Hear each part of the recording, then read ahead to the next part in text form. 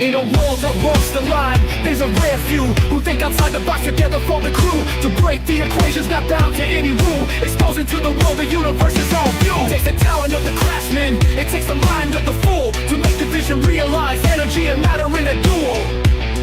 To a break, to a duel.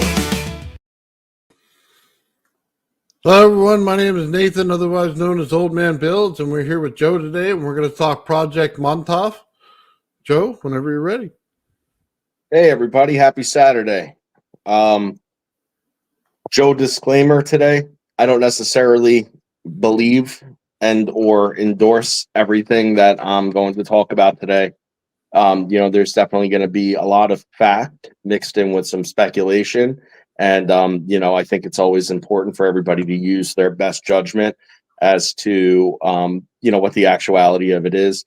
Some of the topics that we discuss are obviously, very speculative in general. And I don't think that this one is going to be much different. So without, any further ado, I just want to start off by saying that this topic is actually a little near and dear to me. I've grown up on Long Island my entire life, and lived basically within stone's throw of most of the places that we're going to be talking about today. And several of the locations that we're going to be talking about is only miles from where I currently live, which is very cool. So it's all very, close stuff, and kind of wanted to talk about it. So, where I wanted to start this off is somewhere that maybe a conversation on Montauk doesn't generally start, and where I'm going to start this conversation off is in 1901. Okay. So in 1901, Tesla started the construction of Wardenclyffe Tower on Long Island in Shoreham, New York. All right. So we've discussed Wardenclyffe at length. It was Tesla's laboratory where, he was, looking to basically distribute free universal wireless energy to everybody. And that project obviously had gotten cut short and went unfinished amongst all of his other research that was done at Wardenclyffe, which was extensive, due to him getting cut off of funding, because the idea obviously would have crippled the power sector financially. So he lost his funding, couldn't finish the projects, ended up having debts he couldn't pay, and had to leave Wardenclyffe. Wardenclyffe was abandoned in 1906, and more or less sat untouched from 1906 to 1917, when his debtors finally came to try and collect on some of their losses. They did so by demolishing his tower in hopes that they would be able to salvage the materials from the tower in order to recuperate their losses. But what they ended up finding is that the tower and scrap itself was only worth like $1,700 in their money at the time, which maybe would have been like, $30,000 today, let's just say. Mm-hmm. But the amount of effort that they even had to put into bringing this tower down, breaking down all the pieces to be shipped out and so on, just simply wasn't worth it at all. So they abandoned trying to salvage any of the stuff, and all of his equipment more or less remained on the premises. Now, they did foreclose on the property, okay, in an as-is state, officially in 1922, and finally found a buyer for the property in 1925, a gentleman by the name of Walter L. Johnson, who was a Brooklyn native. He wanted to, try and also salvage Tesla's equipment for money from from Wardenclyffe, and he ran into the same exact troubles that everybody else had run into previous to that. They looked at the size and scale of the operation there, decided that there was no feasible way for them to be able to salvage Tesla's equipment and make their money back on the proposition. So Johnson sold Wardenclyffe in 1939 after holding it for a number of years to Plant Chris Incorporated. Okay, now here's where things start to get really, really interesting. Plant Crest Incorporated was owned as a holding company, okay, for housing development of rural areas by Fred Trump. Oh, So Fred Trump owned Plant Crest Incorporated and was a major holder in that acquisition of Wardenclyffe on March 6, 1939. Plant Crest had held the property for a number of months, and then Fred Trump had a connection back in Brooklyn of Peerless Photo Products Incorporated. Okay, and he ultimately struck a deal with Peerless to enter the property. Now, all of my research shows that Peerless operated in the Wardenclyffe facility. In fact, they were sued a number of times without any sort of regard for the historical value of the property itself. But one thing that was never ever mentioned was their removal of any sort of equipment from the property. oh, Okay, so by the time, again, now here's where your speculation could kick in.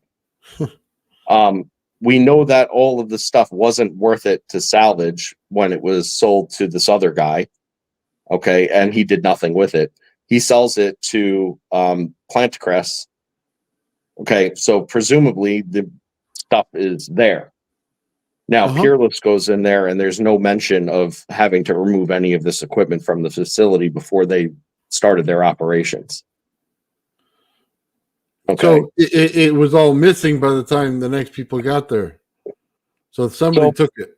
Exactly. So by 1939, the equipment and everything Tesla related from Wardenclyffe is presumably gone from Wardenclyffe. So we'll fast forward a little bit. Tesla then passed away in 1943. Okay. And when Tesla passed away in 1943, as we all know, his trunks and all of his books and documentation was removed from his residence at the New Yorker Hotel and was more or less annexed to the Department of Defense for holding, at which time it was actually given over to John Trump, all of Tesla's records. Now, John Trump was an electrical engineer for the Department of Defense, United States military, prior to and during World War II. He held positions in Army research and development and specialized in high voltage engineering and radiation technologies. He was directly connected to MIT and again, the Department of the Army. So you have Fred Trump in possession of all of Wardenclyffe's contents, yes, presumably, in 1939. And then in 1943, you have John Trump's acquisition of the trunks of all of Tesla's work. Now, during that interim time before the end of World War II, John Trump was working as a consultant in the Manhattan Project due to his expertise in radiation and a lot of the, can't discuss it on YouTube, concerns regarding radioactive fallout and such. So once the war ended, the Manhattan Project was successful, they redirected their focus to establishing new ways to utilize these technologies. And in 1947, they had commissioned the construction of Brookhaven National Laboratory, which was exactly 5 miles straight line south of Wardenclyffe Tower, at an old U.S. Army base that was active during World War II and decommissioned. After World War II, Upton is the name of that. So they built the Brookhaven at Upton. Now, in the interim, before the end of the war, and this is backtracking a little bit, we had what's alleged to be the Philadelphia experiment. Now, I'll put it out there from the get-go. I feel like the story of Philadelphia experiment and then the story of Philadelphia experiment and how it tied to Montauk and all of these little things, I find that to be pretty bunk stuff, to be honest. That said, I think that they were playing with the technologies. I don't think that they were playing with the technologies where they said they were. Gotcha. When they said they were, and the results of which I think also were a little speculative. Okay. But as we go deeper down the rabbit trails of this, what you end up finding is connections between Philadelphia and Montauk. Now, it's not all that outlandish because, see, Tesla wasn't even, as far as like on the books is concerned, anything to do with what's speculated about Philadelphia, Tesla didn't have any direct correlation with. But it was all using Tesla's technologies that had been picked up on by, he was like, Tesla would have fit right into this group in the sense that, he would tell anybody, anything he knew, and all he wanted to do was do it. He knew the information. He didn't care so much the information as much as he did getting it done himself and having his dreams realized, which was where he was thwarted. So, he being a bit, slightly naive maybe or something, like he would go into these good faith conversations with people, thinking that, well, if I could just convince them that what I'm telling them is correct and real, then they're going to help me because they're going to realize the significance of it. But what it ended up being is he ended up just giving away the goods to a lot of different people that never had any intention of giving him a damn thing, which was cause of his ruin, I suppose. But so the information was out there. It was known. He had talked to all sorts of different people about all sorts of different stuff. And without bouncing around too much, although when you're talking about something that alleges time travel, it's very hard not to do that. Yeah, a little bit. Yeah, right. I mean, how do you talk about something that took place in 3 different decades simultaneously without bouncing around, I guess? But supposedly what what's his name? I can never remember the guy's name. Preston Nichols, the guy that wrote the books. Okay. What Preston Nichols was saying is that when they did Philadelphia, they did it 100% right with the exception of one thing, and it was frequency based. And what they did was they pushed it just a little too far. See, what the goal of Philadelphia apparently was to enter the whole entire ship into a state of resonant frequency.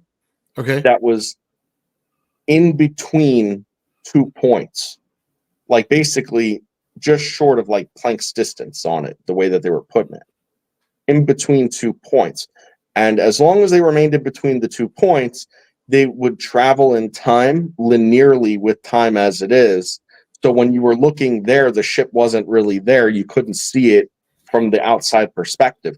That's what they were aiming to do. But apparently what they did was they pushed it just a little too far. And once you busted over Planck's distance, then you just ended up in obscure time space where it's going to be linked. Now, what he claimed was that there was a link every 20 years. So the way that the cycle goes is that every 20 years on the certain date, you'd have an opportunity to re-enter that same time spiral. Oh, that'd be cool. Okay. Yeah. So, if it disappeared in 43, that means that in 63, they had an opportunity to reconnect, so to speak, with Elridge and floating dimensional time space, and in 83, the same exact thing. So, apparently when they broke the device and it got thrown back into 3-dimensional reality, according to whatever they're saying, that's when everybody got welded up into like panels of the ship and stuff, is because everything was in a fluid state. So if you wanted to think about the people on board the ship itself, etc., they're all independent entities but all of the same fluidity, viscosity. So you could pass right through a wall because, well, water does that, right? Yeah. Right. Well, what's crazy is if people can pass through walls, then what happened to the ocean beneath them?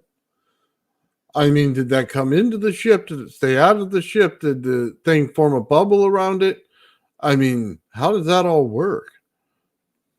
You got me there. Again, I mean, I've thought about these things too. In fact, I think I posed a similar question to myself at one time. And the whole thing just feels like really bunk to me. So like I just kind of cut myself off from going down that trail too far. You know? stay with the what the story is and not try to figure it out. Right. So it's like I don't think that it wasn't possible. And I'm not saying something like that couldn't happen. I just don't think it happened to that ship in the way that they said it did. You know, now that I'm pondering it, I mean, I would say that probably water, like maybe the surrounding immediate, like whatever is in the immediate field, you know, that's conductive would probably be included to a degree with a certain amount of diffusion, the same as any other bubble. You know, you're going to have a point of diffusion where it's like, you know, less floating water, you know, as it goes on, I suppose. But I think that the field that was created was primarily on the steel of the, you know. Yeah, well, it could have just been that it wasn't the people were right in the center of everything. So they were, how do I say this, way too close to it than what they should have been, where the water wouldn't be at that point. You know what I mean? Mhm. They're in ground zero for this whole thing. So everything bad happens at ground zero. So that would probably be my thought on it. They were just too close to something, and then that's where everything loses what it is, you know, the molecules and everything. And then, yeah, passing through stuff, if you put too much power into it one time or you switch the frequency too fast, that would be absolutely insane. Yeah, I could see that kind of stuff happening. Yeah, so I mean, more bunk, and but to do with that, and you know, you could plug and play this as you wish, but again, it sounds bunk to me. You know, in the Tale of Montauk, you know, you're dealing with Al Bielek and Cameron Duncan, you know, who supposedly were on the ship, and both of them, well, one of them had jumped off the ship, thinking that jumping off the ship into the blackness that was described, you know, would ultimately just land them in the water back in Philadelphia. But evidently, jumping off the ship just spit them out in 1983. In, you know, in Montauk. That's how that story went. That was the connection that the story of the Montauk Project, as it was told, you know, by yeah, I should really write down his name because like I've known this guy Al for 20 Bielek, years. Not Al Bielek, no. not that guy. Yeah, the big guy. Anyway, the guy that wrote the books. All right. That like, you know, he was spit out into the same timeline then as that. And then he had to like go back and get Cameron Duncan, his brother. Oh yeah, okay. So that's like how the story all went. It just sounds like a load of you know, horse malarkey to me. But that all said, you know, this is how they're trying to tie Philadelphia to Montauk. Now, I could tie Philadelphia to Montauk in a way more coherent fashion, you know, just by realizing that they are attempting to utilize Tesla tech in 43 after Tesla's death. Okay. With a direct connection to US military intelligence through John Trump. Yeah, let's get back to that. What about the Trumps being involved in this? Well, I mean, you know, this is not a political cast at all, but I want everybody to use their judgment. The thing that I'm telling you about the Trumps is none of that is bunk. Okay, that's all stuff that happened, like the affiliations. Now, you could speculate what happened to Tesla's equipment at Wardenclyffe, but seeing as you have a real estate guy hunting out a random, piece of Tesla property on Long Island where there's nothing developed and nothing residential was ever developed, bought by a man who his father is in U.S. military intelligence as an electrical engineer, like that, listen, things are only so convenient on this planet. Yeah. If you think about convenience in your own life, you have to move every little thing just so you know where it is. Things are inherently inconvenient. You have to make them convenient, Yeah. So just that fact alone doesn't ring as a coincidence. Yeah. Well, it's interesting. So we got Philadelphia experiment happen. Okay. We got the Trumps involved in the real estate financial stuff of it. And then we got Tesla stuff right now that we don't know who has it, but we know the experiments are starting to happen. So now let's roll right into the Montauk. Yeah. So, when it comes to Montauk, my summation is this. And, again, this is a culmination of just random bits of information that I've gotten from all over the place. Okay. That I'm culminating into kind of my own story of it. All right. So again, make of it what you will. But what I suppose happened, okay, is that there was some correlation between John Trump and the establishing of Brookhaven National Laboratory. Okay, that John Trump used his MIT affiliations to have collaborative effort with Brookhaven to do R&D on Tesla tech at Brookhaven. That that the purposes for their R&D there were actually pretty good. Okay, like it was like good intention stuff, like radiology equipment and things of that nature, but I think that they got to a certain point in R&D at Brookhaven where Brookhaven was also dabbling in nuclear physics as well. Okay, and they were also had direct affiliation with Grumman. Okay, so they were in R&D with Grumman. Really? Yeah, I think that something was found at one point in time or another, okay, that became a little bit more nefarious as far as like what the implications of the findings of the tech were suggesting. And I think that it became one of these situations where you could no longer ask Congress for funding for those types of operations. Right now, one thing that I think went astray, okay, also ended John Trump's relationship and career within this field in the 60s. Okay. He was into bioradiology. Okay. So we get what that is. It's MRIs, it's that type of diagnostic type stuff. Okay, equipment. When they were doing that, I think they found stuff within those high power input frequencies, those tunnels and things like that that they were making that had those darker implications that they could no longer say this is what we're researching. Mm-hmm. And because it was a national lab, connected to an institute, they removed the project from Brookhaven and moved it out to Montauk in probably like the late 70s, early 80s, but definitely by 1983. Now, it was critical that they were set up in 83. Okay, because if you remember something about the story, it happened in 43. The wormhole came back around in 63, but they missed it because they didn't have it going by 63.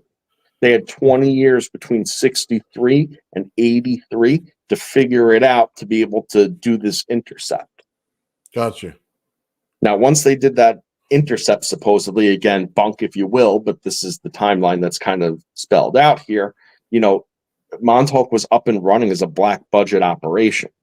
They picked that location not only because of its proximity to Brookhaven, okay, but also because it's secluded and at the end of the island with only the Atlantic Ocean surrounding it. Okay, it had been closed off to the public since World War II as a military base through Camp Hero. It was an Air Force facility that housed a radar tower as well as artillery. All right, so it had all the secure stuff. Plus, it was all set up with the radar tower. A lot of those electronics were actually provided by Grumman, through the development with Brookhaven already. So a lot of the tech was already there, and they were able to seamlessly move the operation, which was being handled under Project Phoenix, under continuation of Project Montauk. And that's supposedly because now this is where things go crazy, is all the stuff on Montauk. Now, there's nothing declassified about this project. It is not a confirmed project.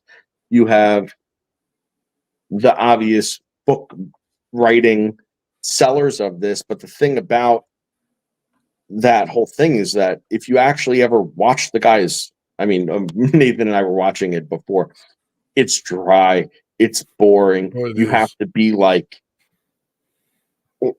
top tier, wanting to know the information and nothing else to be able to actually sit through and get through his presentations. But what is it packed with?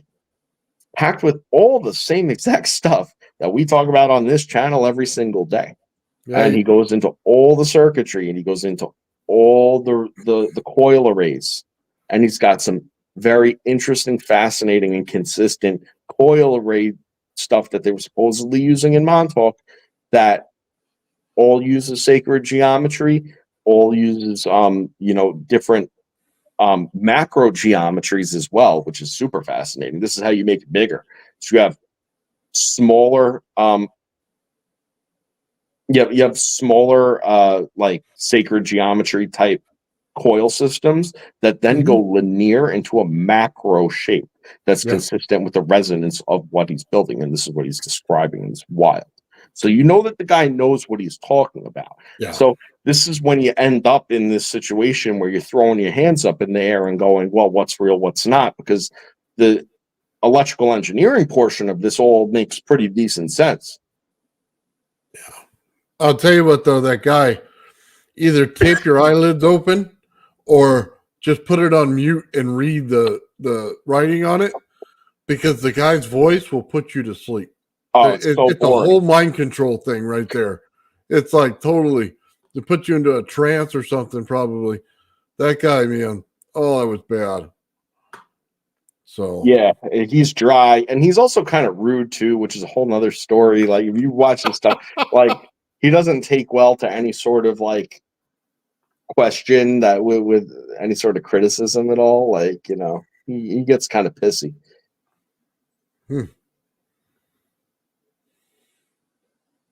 Yeah, so that's sort of like, some of the connections that I drew. But what I find to be like interesting in today's, excuse me, Preston Nichols, by the way, that was his name, right? Now, what I find to be kind of interesting is some of our modern Trump's policies and stances when it comes to certain technologies, certain industries, certain energy needs, and things like that, and how he calls out a lot of the green energy people as just, this is a waste, this is total nonsense. Yeah. And then you see ultimately who's jumping on the bandwagon with him other than Elon Musk, who literally owns a company called Tesla, who has created his whole entire existence on furthering these technologies that Tesla was researching 100 years ago. And now you have this new collaboration taking place in the modern era, and then you see the reaction of society around, or society, what am I saying, political society around it, being up in arms and enraged, because this is what happens when you potentially have two people who know They know the quiet part, Mm-hmm. and they're not okay with the quiet part. No. They're not okay with the quiet part. They don't want the quiet part to be quiet, you know. But summation of this is, I really think that you know, John Trump, who was trying to do a good thing, you know, they basically took the good thing, realized its, you know, nefarious side, and ended up going that route with it, you know, without his involvement, obviously, you know, Yeah. going that route with it. Well, a lot of that stuff, really high frequency stuff, once you get past the microwave and stuff, it gets into a whole different level. So once you start bringing dishes in that size, you can start manipulating a lot of stuff throughout the air. So based on your frequency that you put into it, you could change quite a bit of stuff, including your own mind on some of this stuff. You know what I mean? And if they just strap people to a little chair and they started to get into mind reading or projection, stuff like that, then we're really talking something heinous could happen in that. Yeah, for sure. You know, there's so much. Yeah, I'm trying to tread lightly on it because of YouTube, but Yeah. I mean, let's put it this way. You know, when you're talking about those energy levels, okay, and the fact that they have what we're discussing, you know, what we're discussing on a daily basis, they already got that pinpointed, figured out, no problem. Okay. You know, if they're able to tear holes in time space, you know, and then also use mental manipulation and coherence to like sync people's mind with this blank zone, you know, that's where they were saying like the Montauk chair and stuff like that. And it sounds wacky as all could be, you know, where they're thinking things out of basically a hole of nothing. But then when you realize all of the different energies that are going into creating this portal, what those energies are capable of in terms of matter production, okay, and in terms of thought, coherence, and things along those lines. I mean, all of a sudden, like it makes you start to kind of wonder, you know. I mean, the end of the project supposedly went something to the effect of like, you know, they were doing some real nefarious things down there, like very, very bad CIA stuff, you know, and you know, not all of it was necessarily consensual, you know. The long and short was apparently one guy that they had who was excellent at the Montauk chair and manifesting things out of a portal decided enough was enough. He set all the people up and he basically wished a monster out of the hole that just started wrecking the whole entire place. I mean, and this is where it goes, woo, you know, and crazy and stuff. But Well, then you hear like the resident accounts of immediately after the place was vacated, it was filled up solid with concrete, every single hole to the very top, to the point where they were dumping concrete in tunnels for months, one truck after the next, day after day. And I've been there myself before. I've walked through by where the bunkers are, and there's trails through there. Anybody could do it. It's, you know, you could just walk right through there. And there's random manhole covers dead in the middle of the woods. Okay. And the tops of the manhole covers all have concrete pouring out of the tops. You know, there's no necessity to fill up an entire, you know, underground tunnel. Like, you just need to make it not accessible. It's easy enough. Yeah. Well, so let's take this in a different way then. So you have Montauk that happens, right? And regardless of what you think about it and all the, how do I want to say this, medical we can't talk about on the show, but now you just talk frequency and mind manipulation and how the government is doing it now. White noise, background noise, FM radio background noise. Everything comes out with a frequency on top of everything else, but it's something that you necessarily can't hear in general, but it's always in the background. Okay. Then we start talking about they bring out their big Jeep and then they have this sound thing that'll make you sick. And they can change it to any frequency, make you feel like you're drowning. It'll make you sick. You know what I mean? Things like that. And it kind of makes you go back a little bit and say the master of resonance was Tesla. Every bit of it ties back to him. Not that he's involved in it, but his research would develop everything here if you start playing with it. And it kind of tells you that the government wasn't ever going to let it go. So whatever happened there, they were doing something a little bit more. Oh yeah, and it's some of it is the quiet part out loud, because not all of this stuff is undisclosed to the public at this point. They have all of these arrays of where they basically are microwaving people, at a distance, causing them like real discomfort to turn back, and they have those arrays out there in deployment. Then there's the brown note. You forgot that one, right? Right, all the whole 9 yards. And then people crapping themselves because you just playing that frequency that your intestines are at. It's crazy stuff. Then and I'm not going to say the second word, but the Havana, Yeah. Well, just please don't take this the wrong way, but when you start to look at stories about this kind of stuff and you start talking about resonances and stuff, right? And you can even go back to the Bible and look at the Ark of the Covenant. You're still getting the same thing. There's a resonance frequency going on that's making people sick. You know what I mean? It causes all kinds of problems, and it looks like a nuclear fallout, but it's not. It's the resonance in your body that's uncontrolled in different frequencies, and it's just destroying you from the inside. Yeah.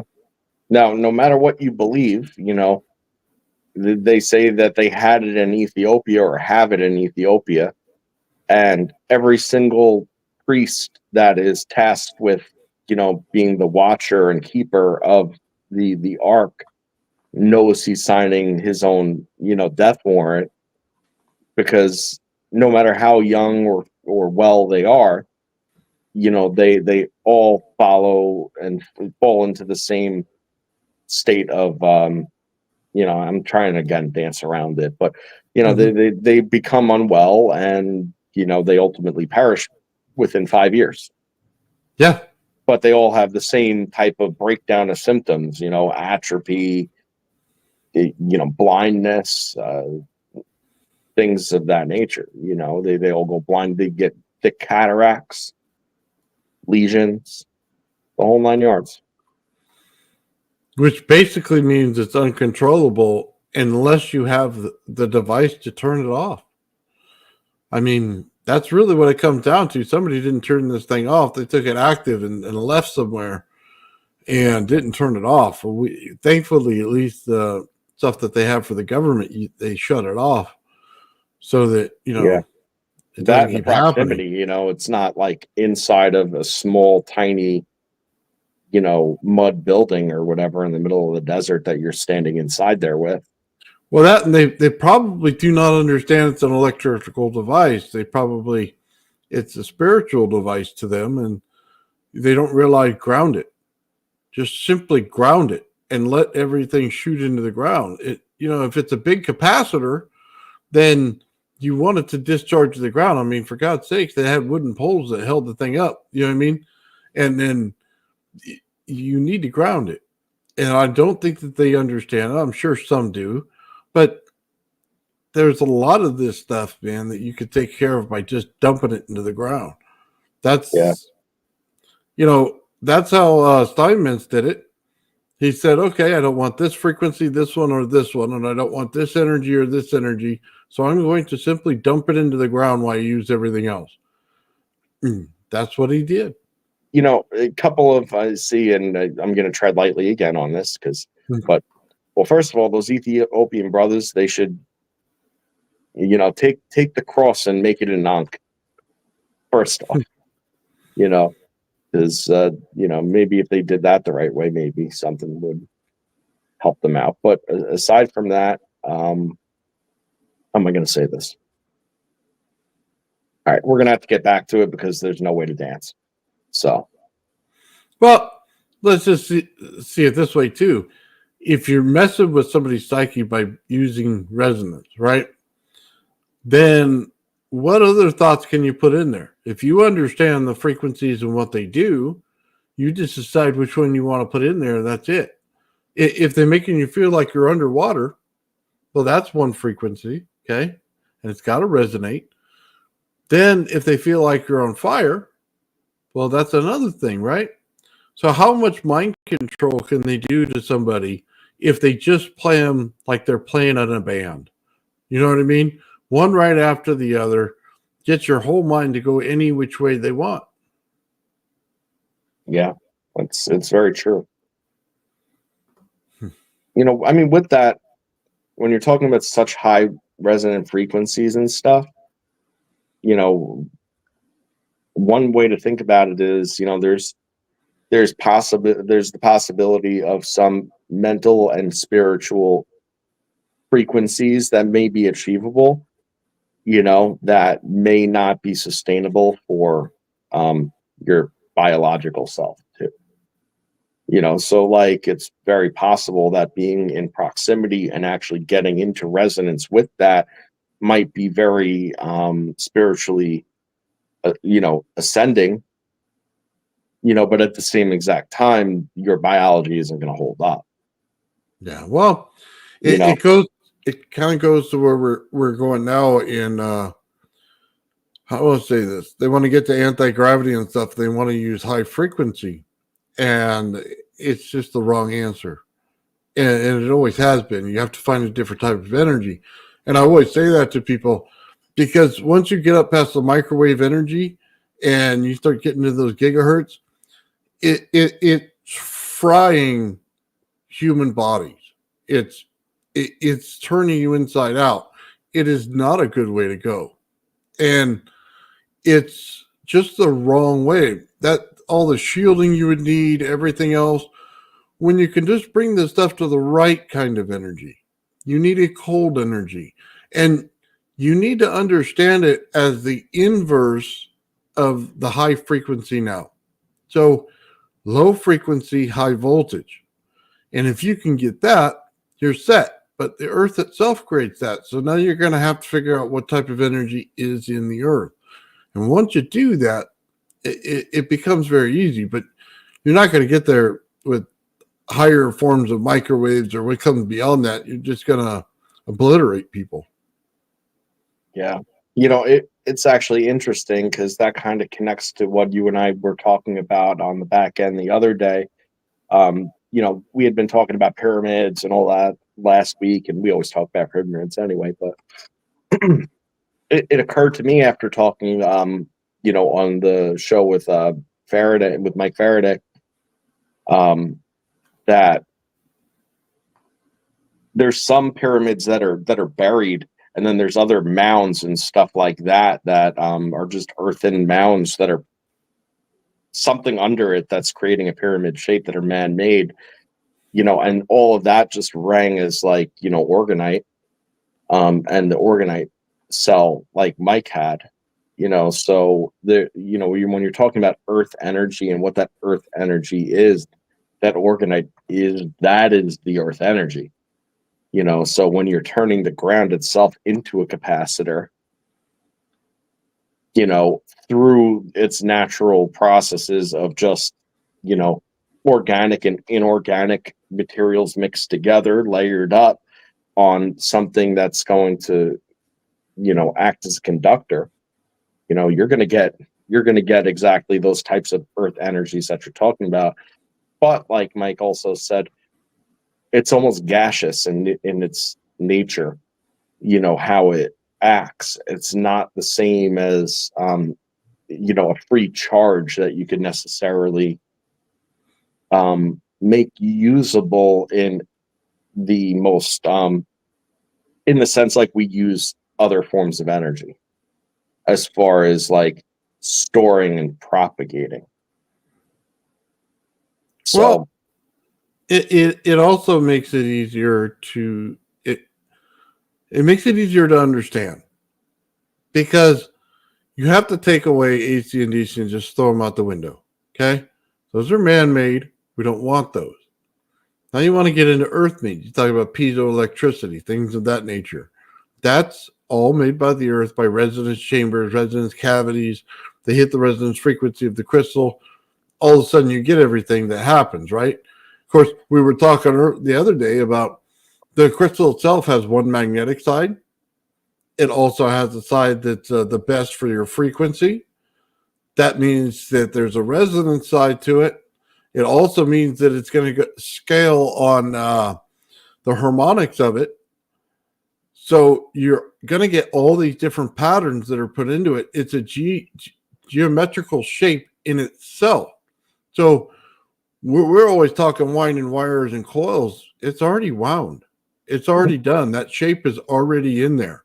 So you start to wonder, okay, we go back to all these places and you go, well, they use the earth itself. They use the rocks. They use the crystals. They use other than that. And they start talking about anti-gravity back in the old days. And it's like, you start to understand this if you understand the patterns. Everything works in a continuous pattern over and over and over again. It's not going to change. You just have to recognize the pattern. Well, that's the pattern with the crystal right there. It's creating everything that you want to know about it already that you're trying to build in another form of your coil. And all you have to do is recognize it and then know how to activate it. And we were talking about that because the Ark of the Covenant had that plate that the priests wore, and every single one of them had a jewel on it, and every one of the jewels lit up. And depending on which frequency and everything you put into it, but it couldn't just be one, it couldn't be just a frequency, because we could put frequency into crystal, we don't get them to light up. Couldn't just be the magnetics of it. We put a magnet next to it and put it on the right side of it. It's still not lighting up. We have resonance cavities and things with it. It's still not lighting up, but we know all three of them are in there. So, okay. And I went down this rabbit hole a little bit before, but I just don't know the information at the top of my head. I think that now that you're mentioning it in this regard, it just kind of sparked like something I should take a look into and do and just be like, yeah, well, here it is, everybody. But on that plate, I think there were 12 different, for the high priest, it was 12 specific stones in a specific order, cut in a specific fashion, Mm-hmm. Now, what I remember making the connection of at the time was that each of those different stones, in their crystalline form, they all had very specific and different lattice structures. Now, that was as far as I went with it. But what I think would be the more interesting thing would be to actually chart it out with each crystal in its sequence and then see what the lattice structure of each of them is, see what their geometry generally is, and then see how that culminates as a whole.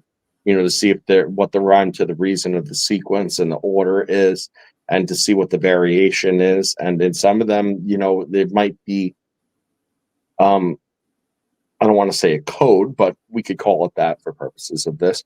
Like let's say you're dealing with, a 5-pointed lattice of quartz, and then a 6-pointed lattice of the sapphire, and then an 8-pointed lattice, just so on and so forth. There might actually be a numerical association with each of these in sequence.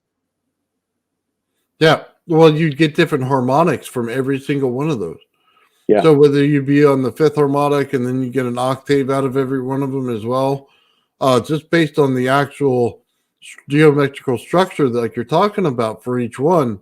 And the reason that you cut any kind of crystal, just so we all know, is one side is frequency. So if you don't cut it the right way, you won't get the correct frequency out of it. So if you cut it in the wrong direction or opposite the grain, you probably won't get the frequency out of it. That's why they specifically cut these things the right way in order to do that. So if they're telling you that there's different cuts of it, you should really start to listen and what it is that you're looking for. Because then it's also going to say, okay, this is the best way to get the magnetic side out of it. Because sometimes it's not always easy to find. But if you take a strong neodymium magnet over a piece of quartz, and you have all the angles cut on it, you can find that magnetic side fairly easy, and it'll start to push that piece of quartz. Now, So, the draw another connection for you. If you think there's no relevance, why do you think the Orthodox and Hasidic JEWS, are literally they're the ones that acquire all of the precious stone, stuff for distribution, and any type of high-end stone that you're going to, they also cut them. And that's their industry. They call it jewelry trade. yeah. Well, it also makes you wonder about the crowns for every king. Every single one of them has jewels in it. Were they meant to be a certain type of jewel? Well, it's sitting inside of gold. Gold is a great conductor, and it'll actually have properties in it for magnetics and stuff. But it also could be transmutating as each single one of them is hitting at the right frequency and everything else. Is there something that turns that on? They used to talk about when Queen Elizabeth was getting married and stuff under the actual throne, there was a box placed under there, and nobody knew what it was. But could it be that? Yeah. So could it be something activating the jewels in the crown? It's an interesting concept. I don't know if it's true, but it's an interesting concept. Now, it's easy to write off the importance of precious metals, precious stones, and things of that nature. It's just, well, they're rare and they're beautiful. And when something's rare and beautiful, and then also takes a skilled hand to make into something exquisite, that's going to have some sort of inherent, value just based on that alone. And of course, I think that would be objectively true. But when you're talking about just human beings in general, gravitating toward, things that are easily found in nature and so on and so forth, what I think you'll find is that there's very little documentation, if at any, of peasantry holdings of these easy enough to find natural materials. And that should say something to you, because yeah, it's rare, but it's not impossible to find, and yet like you could almost conclude that they probably just weren't allowed to have it, in their holdings, and that if they did, it would probably be secretive, Well, and then it leads to all this underground stuff around it too, which is just a whole nother offshoot of it. But like, yeah, you could find a sapphire on the ground, but yet if you're a peasant, you don't have sapphire. Why? Well, I'll say it like this: when you look at a mandala, right, and you start to realize if each one of them, and you could break it down, so you get this round mandala, and then you take the heads on the outside if it's a Christian one, and there's different angels on the outside, right? Well, if those are the points in which you need to connect everything, so those would be the outside of the actual geometry. Then you connect each one of them in a certain pattern, and that's probably the pattern that would go on the inside on the structure of it, right? You're going to start to realize that they were trying to transfer information to something or someone who, when they were ready. So medieval times, they weren't ready to understand it. Okay. Maybe, I don't know, 200 years ago, they weren't ready to understand it. We're in an age now where we're technologically advanced enough to understand it. And that's what I'm trying to get at here. They put all the patterns in there, and they took them and put them as religious artifacts or things that were important. And we didn't understand it at the time. And we just took it as something that looks pretty, like jewelry or something. But it actually has a significant value in how everything's supposed to work. So now that when you look back on it and you go, well, can I make a structure that follows that mandala? And then what you're going to find is the most ironic thing. If you start with a shape, then you make the energy flow pattern. How is it actually flowing through that shape? Well, then you start to get what you would see the seed of life. Then You move to the next level of it. What is it actually producing? Well, it's starting to produce toroid fields, and it's starting to create vortexes. When you have a toroid field that moves in one direction, you then are swirling it, so then you're creating a vortex. Then you start adding to that. Okay, well, where does it go next? Well, we know that there's resonance involved in it, so you're creating a resonance pattern on top of it. This is all put in there right on top of this mandala, one level right after another, and you're looking at it and you can't discern it right away because you don't know it's there. But as soon as you start to understand how these things work, you start to see it. Now, you go, okay, well, how does it work when you put frequency in there? Well, does it make an F sharp? Does it make, a different octave in it? And then you get into the Russell scale and you start looking at it. Well, if it's a vortex, then I could start to understand. Now I have this scale that tells me how to transmutate things if I'm in a vortex surrounded by magnetics. And you're going, okay, this is kind of creepy now because now it's starting to make too much sense not to be right. And you start to transmutate. So when you get to the bottom layer of this thing, it's going to be one kind of animal that comes out of it, right? Because you're also going to overlap it with the medical, and that whole scale works together. So at one level, animals would be different. At another level, they'd be different again. They transmutate again when you get to the higher levels until you finally get to the surface where everything comes out, and then they're completely different. So if you can look at it that way, you start to see a unifying bond. This right here is exactly what you need to understand is the technology that they had in the past. They wrote it in everything that they did. Now we start to see it in the future. We now are starting to really understand technology. This is what they meant. Your civilization was not ready. Now our civilization is ready. It's now starting to understand this stuff. We understand how things work in a lab. We can start to put the pieces together. We can start to see where things fit. What happens when you start to resonate things? What happens when you start to build fields? What type of energies are you getting? That's why a lot of these experiments are very important, because you're going to find all this stuff is actually in one device in the end. And it could be as simple as a crystal. It could be as complicated as several layers of intricate patterns on a simple coil. But all of it matters in how you build it. You can get into all your physics if you want. It's going to fall right in line with it. None of this stuff is out of the line with it. It's simply that we didn't understand which parts to put together, which things did we want to look at? Do we understand the math of it? Do we understand that geometry plays a much bigger role in all of this than it would be a algebra equations where everything equals? Because it's not going to equal. It's going to be producing something. So it's interesting to understand it in that way. That's the way I understand it.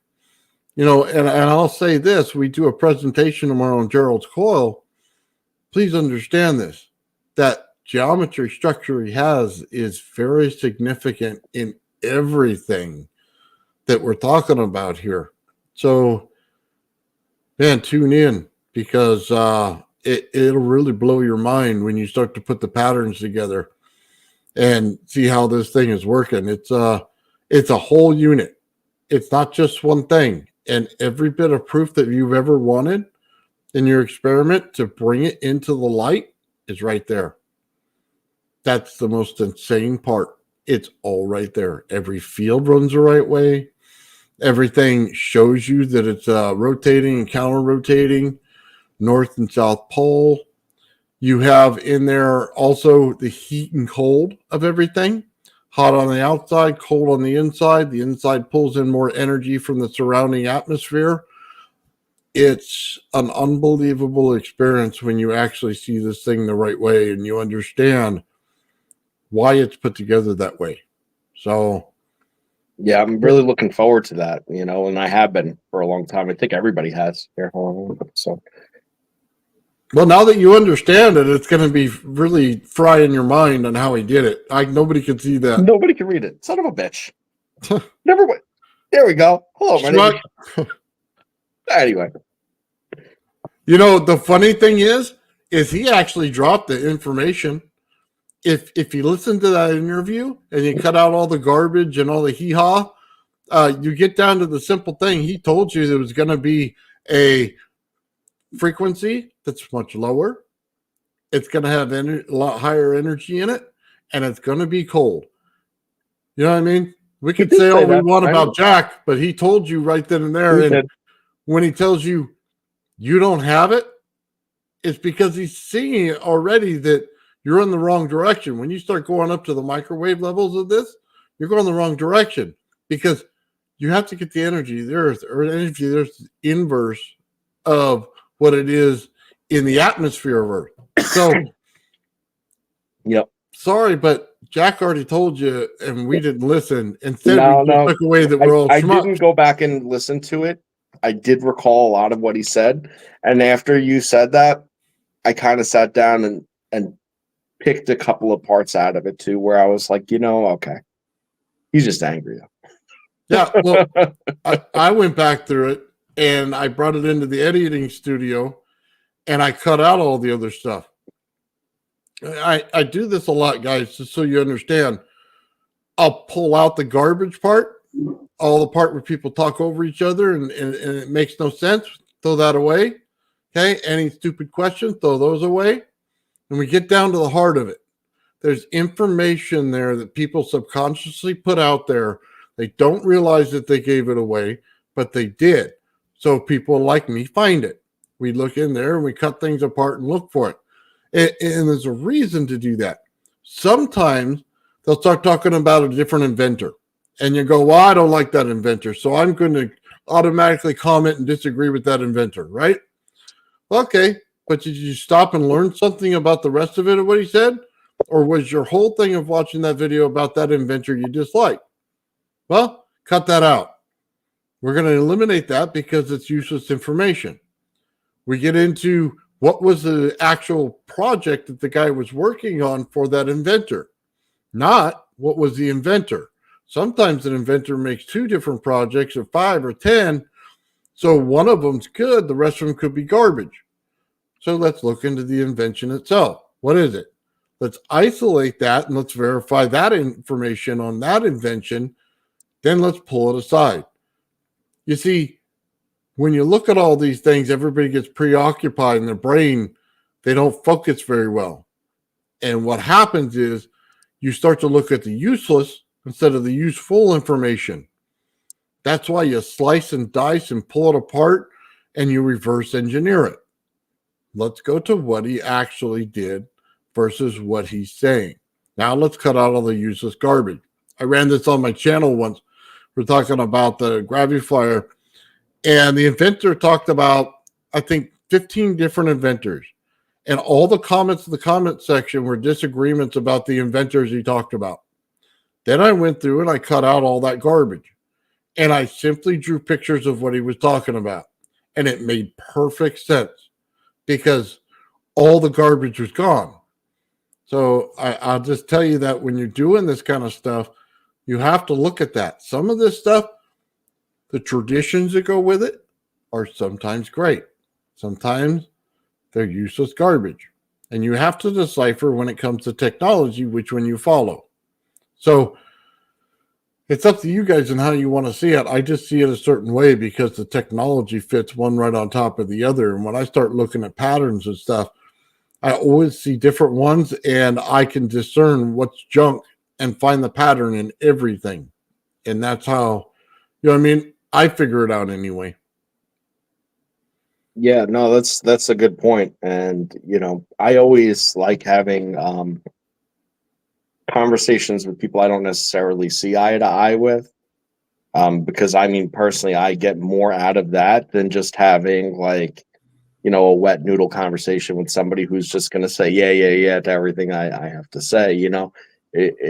Not being challenged is not only boring, but it's not productive, and if you put on the blinders and go to everything that you at face value don't think you agree with, then I mean, where do you expect to get out of that? It's one thing to have the conversation, engage in it, play devil's advocate in it, and then at the end kind of rehash it in your head and see what you could pick through and make sense of, and that's good and productive. But to just shut it out entirely and then just not have a discussion at all, and even if you don't agree with it, that's silly. And who are you doing good in that situation? And moreover, when people tend to engage in that stuff, they tend to get upset, offended, and angry, or whatever, and then they become argumentative and whatnot. And it's like, how is that at all productive? That I don't really know at all. But yeah, man, it's a really crazy thing. Backtrack a little bit. We were talking about all this stuff because you went down a really good hole before we went into Jack, that I wanted to throw something in. Oh, it's a giant rabbit hole. The whole thing about it all coming together and this and that, and I got to tread lightly again because of whatnot. But welcome to esotericism of the occult. That's what it is. Like when you go to a cathedral, for instance, or I don't want to say the other word. I think I'll stick with cathedral. All right.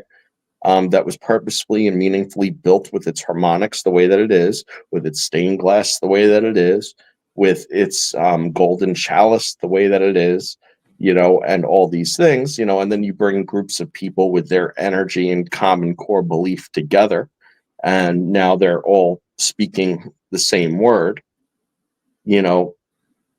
The people that are there, they get something out of that. They do, but this is the difference between the esoteric and the exoteric. The person that's at the altar in that circumstance, that's the person that's getting the energy.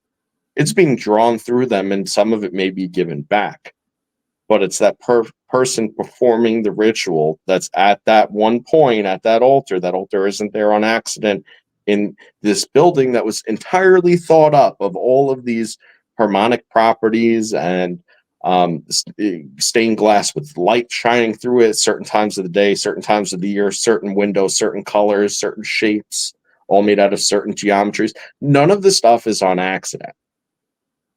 And then, wrap your head around who built that building, and what their practices are. Wrap your head around the fact that the person on the altar is the point of interaction of all of these things going on around it. So you as somebody in a pillar, it's not that you get nothing out of it, but unless if you're the person up at the altar, that's the person getting the most out of it. It's the difference between the outside of the coil and the inside of the coil. Right? Yeah. So all of these things are designed around the same exact principles, which is just wild to think. But the power is really there. And if you've ever been at one of these places and had an opportunity to go up to an altar and actually experience that, that it's inherently different. You could feel the difference in it. Yeah. Well, one of the things, I'll say this: when you start removing and I don't want to get too much into this because we'll get in trouble. We can't get too much into religion things. So, but I'll just say this: when you remove the understanding you've been taught and the segregation between different ones, right? Then you start to realize that there's a information that flows through all of it. And then individual belief inside there can be removed from the equation. And that also means in certain points when they thought astronomy was something to be burned at the stake. And they thought that if you said that the Earth wasn't the center of the whole universe, then you get burned at the stake. And when you start to realize, well, what else did they tell you was wrong? Okay. Well, now you start to get into patterns and understanding, okay, these geometrical patterns, they started telling us they're all wrong. Well, are they right or are they still wrong? You get what I'm saying? Oh, I do. I mean, directly tied in with that, like you were saying, with astronomy and the patterns and everything. You go into astrology, Yeah. and it's like, oh, so when I'm born and where I'm born and what time I'm born and like the celestial makeup at the time of birth or conception, it's probably more likely the development through conception to the time of birth, like that whole time.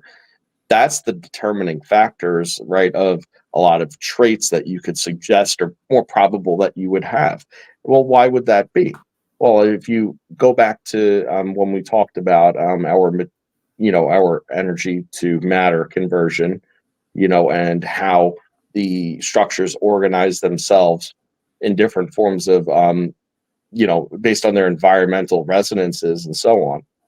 Yeah. If whenever you're dealing with different star events and planetary events and planetary positions and all these things, it will directly have to do with how your cell structure develops in utero. And when you're ultimately born, there's said that your salts are fixed, like the salts of yourself, like things that you're made of, all that crystalline structure is set and hyper dependent on the environmental conditions that you're born into, celestial, at the celestial level. That's what they have to say about that. And, like, again, you take with it what you will, but that's the basis of it. It's not only just where the stars are in the sky and that's it. Like, it's what the stars and the planets and our planet is doing in context of it all at that moment in time, that actually has to do with your biological development while prior to even being born. And certain arrangements may be more prone to certain characteristics, which is how they ultimately break up. Like, oh yeah, you're one of these. Yeah, well then you're that, right? And more times than not, especially if you would do like your full astrological like calendar, based on all your specific criterias, you start to read it and you're like, man, this thing got my number. Like I've never had anybody that's honest with themselves read one of those detailed analyses like that and be like, yo, this didn't, this is way off or something. Like it's usually right on point, and most of the things that it's pointing out, like they're not the most common traits, Well, it's like looking at ancient alchemy, right? And you start looking at the symbols. So one of the things you'll start to notice is astrology symbols, alchemy symbols, they all go together. Okay, that was probably an easy connection for most people. Then you start looking at an alchemy chart that's filled with fractals.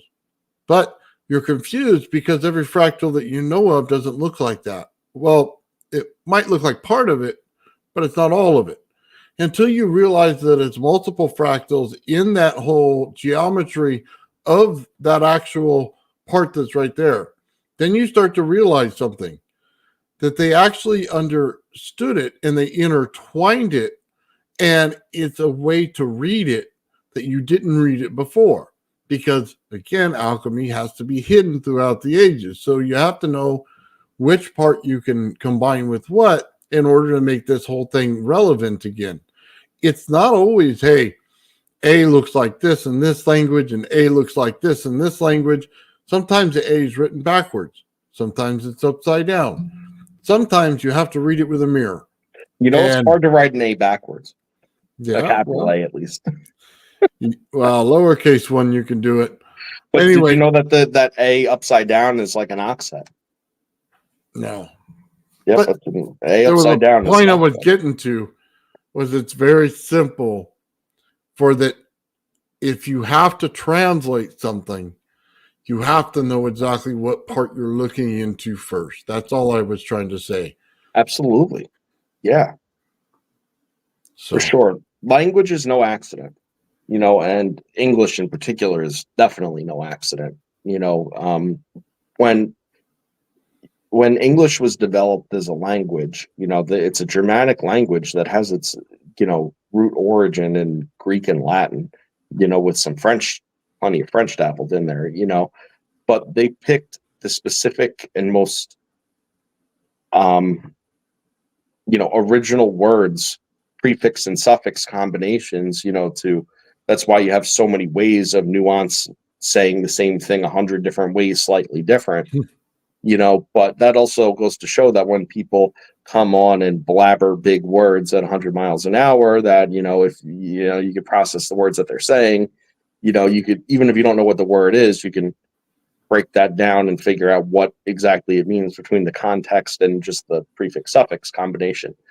It's a beautiful, unmistaken thing that's really not present as prevalently in any other language other than English. And sentence structure and everything like that, and none of it's by mistake. There were people that have known all of this very, very deep esoteric stuff for as long as people have been, but the getting it out there part has been the trouble, and then you look at things like I told you last week. I had just gotten back from Salem, Massachusetts, last week when we met, and they were straight up so paranoid over things that even like medical affliction was cause of hysteria. Yeah. Like just the fear that somebody being unwell was enough for them to start accusing people of being witches and so on and so forth. Like, but a lot of those people, like, too, they were practicing like basically like forms of alchemy is all it was, and they were, a lot of people were experimenting with like plants and their different effects and different horticultural and botanicals, and it's like witch's brew all of a sudden. Yeah. I don't know. Didn't take much. Oh man, they wrote a book a while back, long time ago, back in the medieval times, and it had to do with all these different plants and stuff, right? And I don't remember the name of the book, and it had a bunch of women in baths and stuff like that. And sure, it was okay to talk about. Yeah, it was not an improper book. Let me just say it that way. And it was basically talking about different plants and what herbal substances, stuff like that. We won't go that far into it. Anyway, I just look at it a matter of perspective. If you're on the surface of the earth, that wouldn't make a lot of sense to you. If you were, say, underground, then some of this plant life might be there. If you're in inner earth, you may have quite a bit of it there. And if it's written from the perspective of the person that's in the inner earth, then it would start to make a heck of a lot more sense. And one of my favorite books goes into all that. Edidorpa. Great. There you go. That's the exact book. Yeah. Or I think it's the right book. No. No, not Edidorpa. Edidorpa is the place in inner earth. Well, no, Agartha is what you're. Agartha. Edidorpa is a book. It's Aphrodite backwards. It's about, the man who did it. The man who did it was basically an apparition, who basically said he was going to spoil the word of the Freemasons. Well, they didn't call them the Freemasons, but said he was going to let the word out, and they kidnapped him and sent him into the middle of the earth where, he basically experienced all that reality is and fell to a pit where he couldn't fall anymore. And then, met at a door. Yeah. It's like, it's a very, like, read that book. Okay. I know you don't like to read, but read that, like, or listen to it or something, like, read that book. Okay. Yeah. It's good stuff. I think I caught it on the YouTube when some guy read it. you know what I mean, or was reading excerpts from it, but I don't think I caught the whole thing. Yeah, no, beyond it being a good story. It's just like it hits every level, but it hits every level. It's a good book. Nice. Yeah. Yeah, but everything's intertwined, man. And it's kind of cool when you look back on it and see what things, and then you have to look into the story of it, you know. Like, where is it in Japan? They have that rock that looks like it's suspended over water. And the guy said, I'll be back one day when, you know what I mean? Basically, when your technology is high enough that you can pull the energy out of the rock.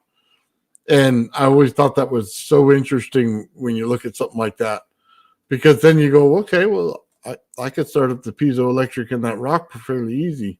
You know what I mean? Is somebody going to pop out? Is there a genie in there? Because I'd love to know it. I'd love to talk to him. So yeah, I'm being facetious, but I'm just trying to say it would be interesting. Yeah, I saw one thing the other day, and I mean, it's not really relevant, I guess, but it's super, super cool conceptually, because it's like the mechanical version of what makes the Graviflyer go, right? It's one of these tables, okay, that it's two separate pieces and it's held up by chain or string. Now, It's a bad word. What? I hate the word string. I absolutely hate it. Cord. How's that? Better? Oh, because I get comments all the time. Did you bring your string today? You got your fishing string, Nathan? Are you going fishing today? Because you got a lot of string there. Okay, so when you get, okay. You're not going to hate the word in this context, though. Okay, so here's what it is. It's a base of a table, okay? And here, I'll draw it. Super easy.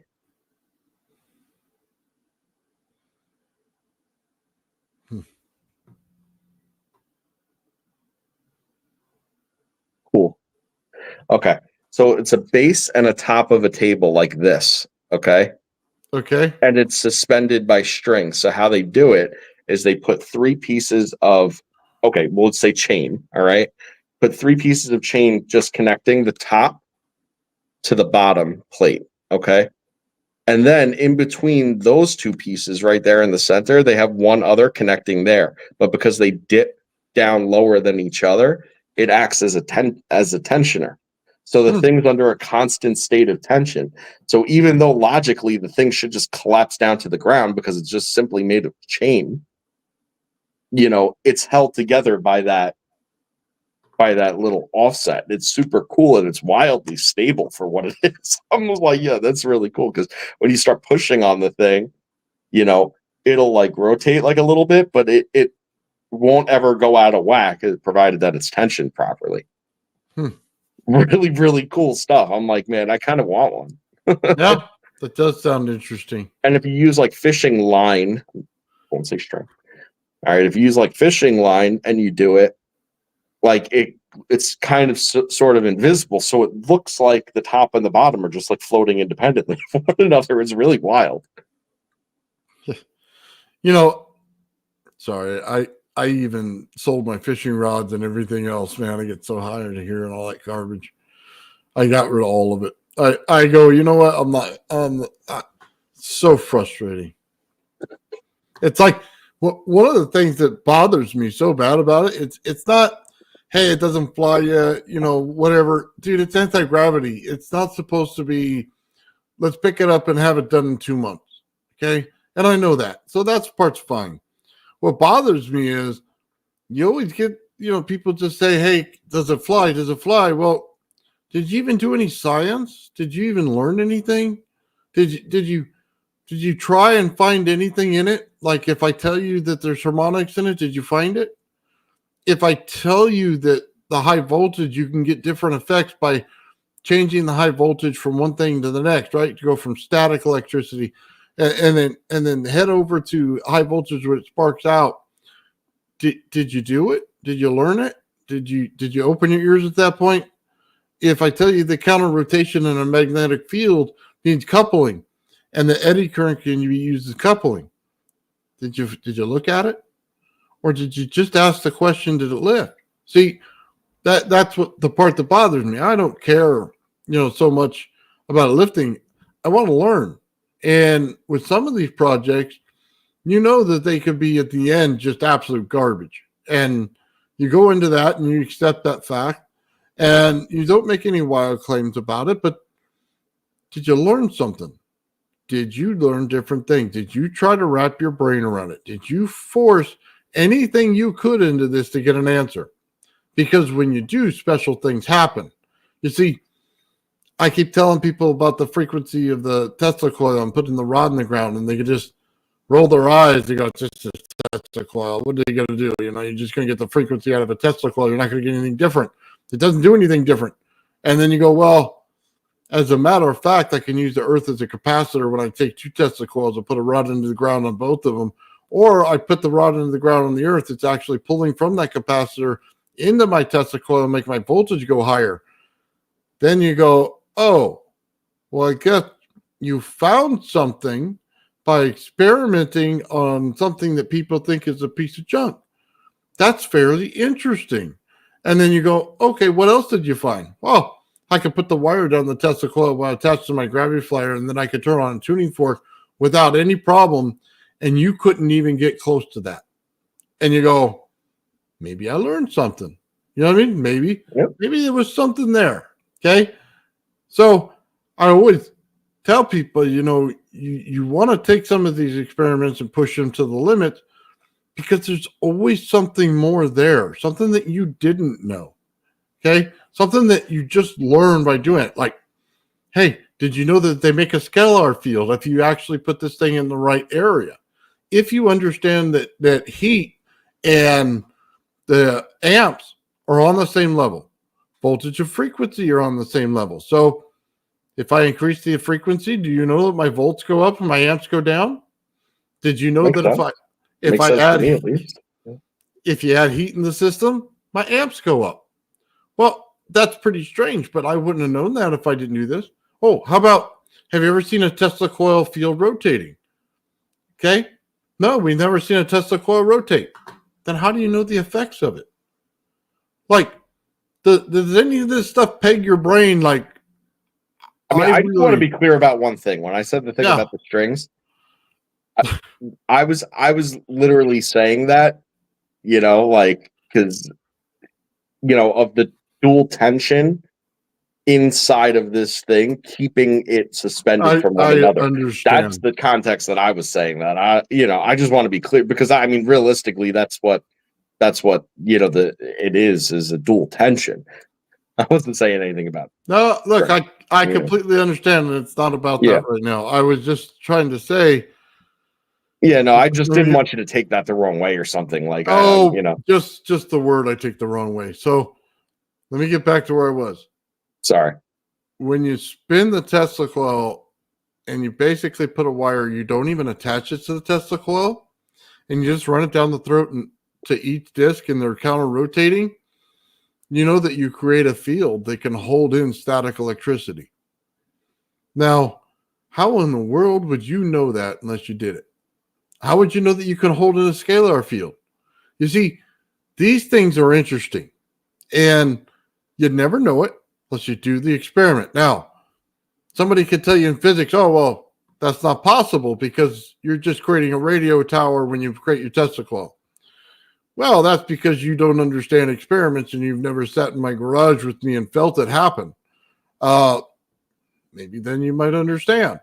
I'm just saying, you know, there's correlations here that doing the experiment that I do shows all of them. Now, in the end, we'll see what it does. But I think that's so interesting. Like, for instance, you know, we start messing with these toroids and stuff, and we think, oh, we've reached the limit of where a toroid can put, you know, a magnetic field. No, you haven't. You're not even close. You know, oh, well, you can't wind wire to make it as strong as a magnet. Are you sure? I can wind it to be 10 times stronger than a magnet. So, you know, some of the stuff is build it. The best thing a physicist could do is come and sit in my garage with me and hang out and learn these things and then write every paper in the world about them. That guy would be like Nobel Prize worthy by the time he got done. So I always find that interesting. All right, I'm done with that. We can go back to your couple Yeah, of no, mushrooms. yeah, no. Michael in the chat said something Go ahead. that I've kind of brought up a couple of times, and I thought it was interesting. Anyway, he was saying that new and unexpected effects from part. Well, I can't read, man. I'm too far away. Um, new or unexpected effects are from a part you may not have fully understood. They heat the metal with the coil. You would know if you knew that before you made the coil. Okay. It made more sense when I read it than when I like in my head than when I read it out loud. But yeah, Laura, the geometry and the way that the coils are wrapped and everything like that, there's a method to that madness, and I think that the more time that goes on in what I'm observing of people's work and so on, the effects are becoming much more apparent, and therefore the size of the coils, the ratios of everything, the shape and geometry of the coils and everything is currently being adapted to really hone in on the particular effect that you're trying to drive out of the coil. Now, from what I'm kind of starting to see, especially with Gerald's coil and what Nathan presented the other day, which is kind of what I was speculatively saying all along. Now, mind people here, and I think people are fairly familiar with me at this point, but I don't build coils. Okay. At least not right now. I don't. I might down the road, when I get a little bit more established again. But right now, I don't build anything. I'm just a thought guy. Okay. But from the get-go, I said, look, if you do these geometries right and you know what you're going to put into it and you build it to what you're going to put in it, you should be, once you get it all in tune, you should be getting all the effects. It's not like just a one thing, it's, an all the effects thing, because, the way that I visualized it, that should just simply be the case, because there's an interconnection between, over unity energy, magnetic and gravitic effect, and different compressions depending on how the coil setups are and what they're putting out. So I think that at the earlier stages of what some people were doing, and maybe even some places where some people still are, even we show it because trying to give a platform to everybody to help people identify maybe where they're going wrong and help them through it or whatever. But, I think that it's more or less overcome at this point to a certain degree based on what I saw with Jared Schools. Now, I mean, I'm very excited to see what tomorrow is. I think we all are. But I think that a lot of like the little hiccups and stuff, I think that a lot of those geometries and ratios and stuff have been worked out at this point, as far as I could tell, at least as a non-builder outsider that follows this pretty closely. Yeah, by him. Let me just clarify that to everybody. He is the only one that I've ever seen that could do it. And I can't. I certainly can't do it. He's got a special way of doing things that is just different. And I think that's absolutely amazing. And I can't wait to see it. That's just, I don't know that he's giving out the secret sauce, but I'm going to tell you, he's probably telling you how this thing works and probably verifying exactly what I was saying here today. And well, with all the information that we discuss constantly, and I don't want to anticipate what he is or isn't going to say, but I'm going to go out on a limb here and say that with all the knowledge that's in this group and everything that's been discussed, if you've been following it closely enough, if he doesn't give you the secret sauce and he gives you 85% of it, the 15% that's missing has already probably been spoken about at length at various times throughout it all.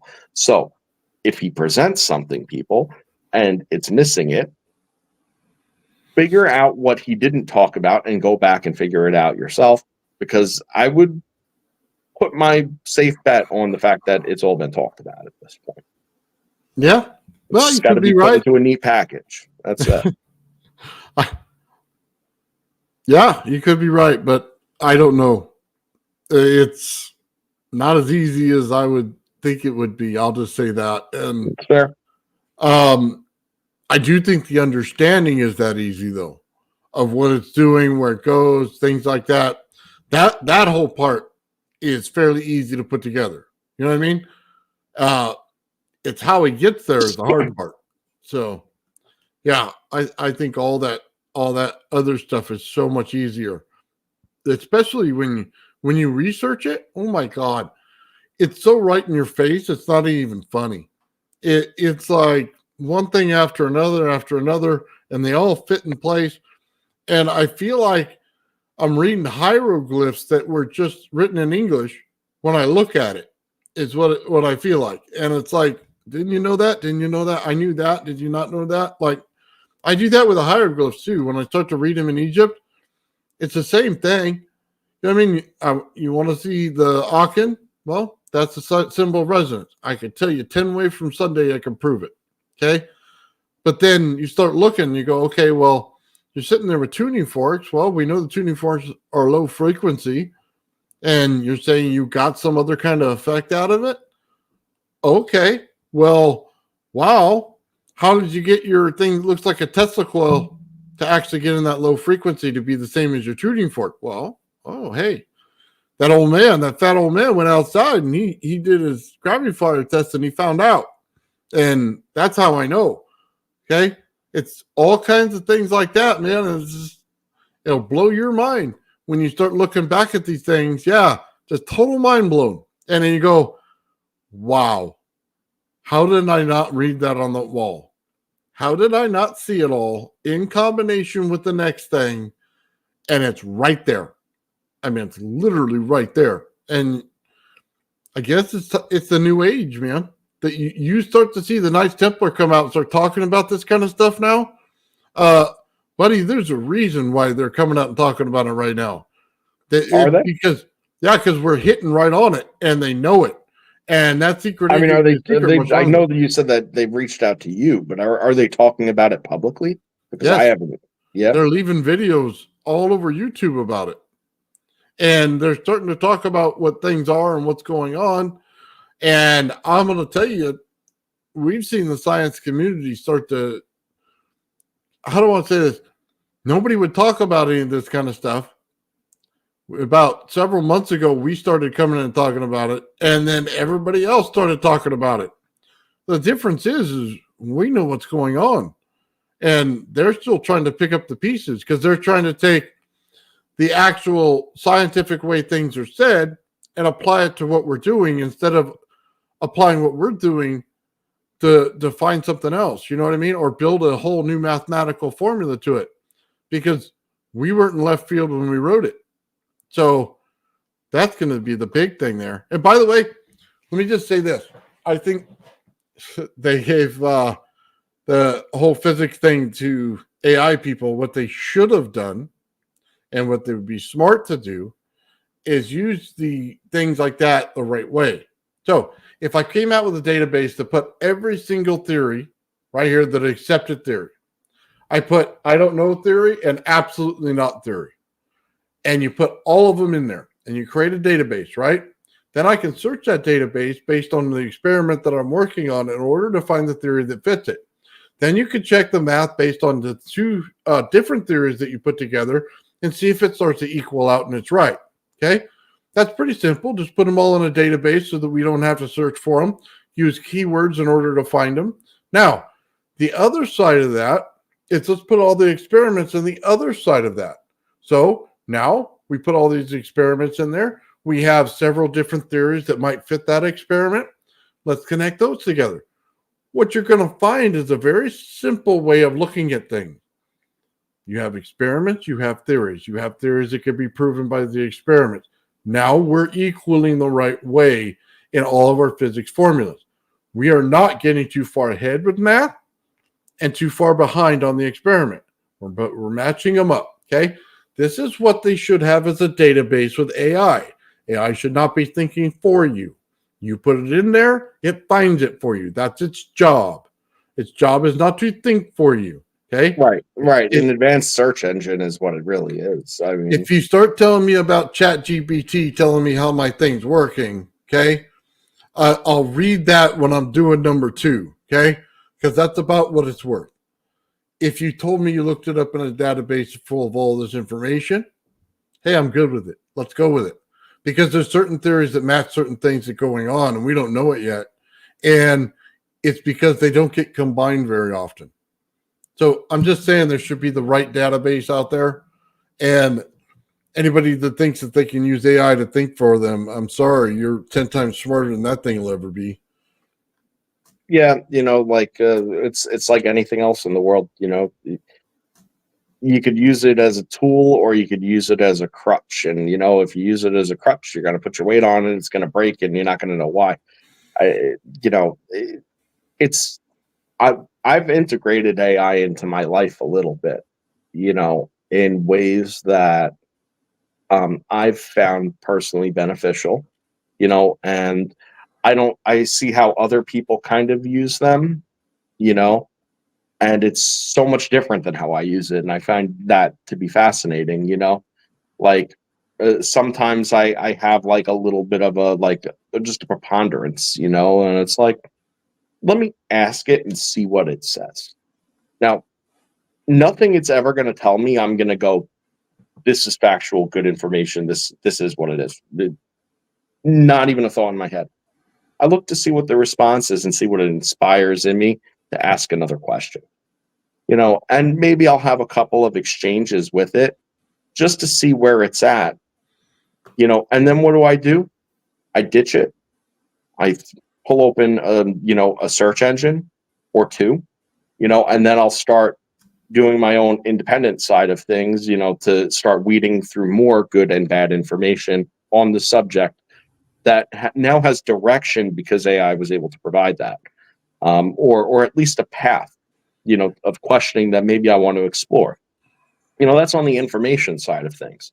On the art side of things, I think that AI generally makes pretty horrendous art because it all kind of looks the same. Now, it's good for certain applications. If you're looking for a thumbnail, it's great. If you're looking for, but I'm talking about like in the fine art side of things. There's been times where I've just had these ideas of things that I want to like paint or do, and like I could kind of see it in my head, but every time it's going onto paper, it's just not doing it right. It's like not the right composition, or something's a little off about it. So what I'll often do is I'll start to play with the AI photo generators and stuff for compositional purposes and whatnot, just to see how it lays things out.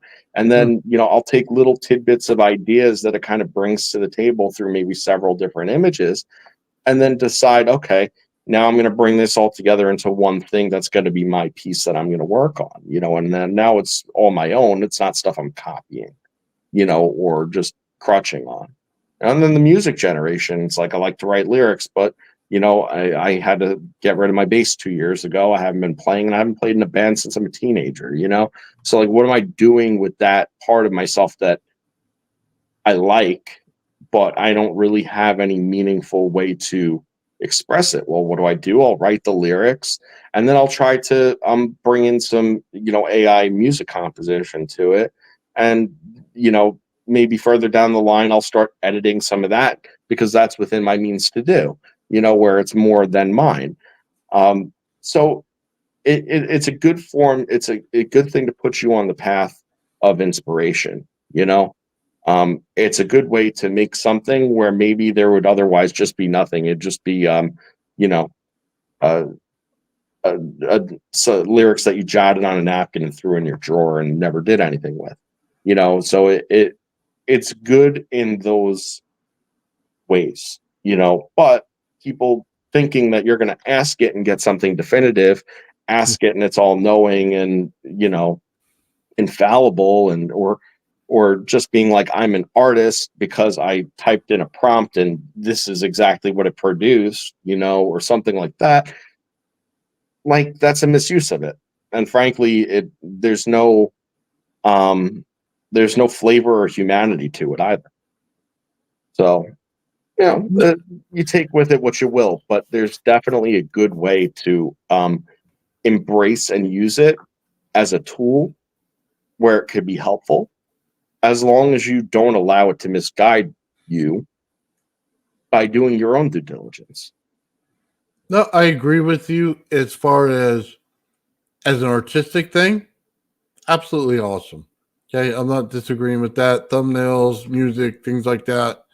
I was talking more of when you get into hardcore physics and stuff, I prefer a database versus AI. That's all I'm saying, because that stuff is pretty much cut and dry. The math is what it is, and all the theories that they have out there, it already know. And I'll say this to everybody out there: just remember, it says theory. It does not say proven fact. It says theory. Now, some things could be proven fact, and I'll accept that if you could prove it to me, and not the same way that you try to prove your religion to me. Okay, you better have something that actually shows it, and it's some kind of experiment that shows it, and I'll believe it. Then we're good. Okay, but yeah, I agree with you. For music generation, stuff like that, I think it's awesome. But like for instance, I have Google in my house, so I'll do cooking and stuff. Hey Google, what's the temperature of this? You know what I mean? Perfect for me. I like to research things, so then it pops up the right answer, right? Or it'll tell me. But I don't ask it how to make the dish.